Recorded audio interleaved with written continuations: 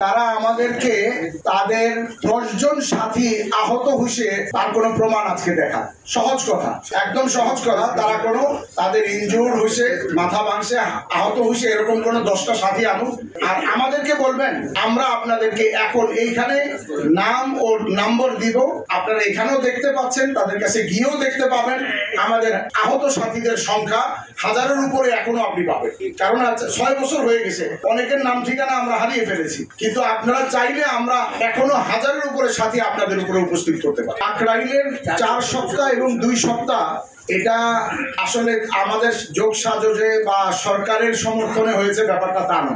এটা তৎকালীন সময়ের বিভাগীয় একজন পুলিশ কমিশনার অনেক চিন্তা ভাবনা করে ওনারা বললেন যে আপনাদের সুরা কতজন। তখন আমাদের সুরা ছিল 6 জন, ওনাদের পক্ষে ছিল 2 জন, আমাদের পক্ষে ছিল 4 জন।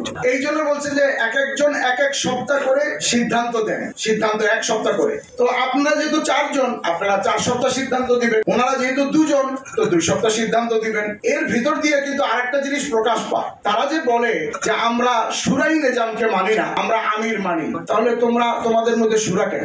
আমরা জানতে চাই তোমাদের বাংলাদেশের আমিরকে। তোমরা 1995 সাল থেকে 2017 পর্যন্ত 22 বছর পর্যন্ত তোমাদের আমির কে ছিল? সেটা হলো সারা বাংলাদেশ, সারা বিশ্বের ওলামা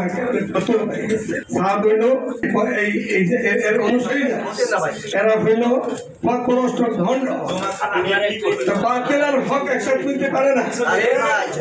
আমার কথাটা শুনে রাখি, বাংলাদেশে 100 ভাগের 95 ভাগ ওলামা একরামের সাথে আমরা 5 জন। এই 14 দিন দিল যে 14 দিনও তো আরো ভাগে পায় না। আপনি ভাগ করেন কতদিন, কয়দিন পাইতে পারে? ওরা তো 5 বছর পরে একদিনে ভাগ পাবে, আরে ভাগ পায়, ভাগ তো ওরা পেতে পারে না। আর ওরা সন্ত্রাসী করছে, ওরা মারছে, আমরা তোমার দেশের কাউকে আইসা দিয়ে মরে তো এটা কি করবো আমরা? সুতরাং ওরা ভাগ পেতে পারে না। জালিম সরকার, খনি সরকার ওদেরকে দিয়ে রেখে ভাগ দিচ্ছে, ভাগ পেতে পারে না।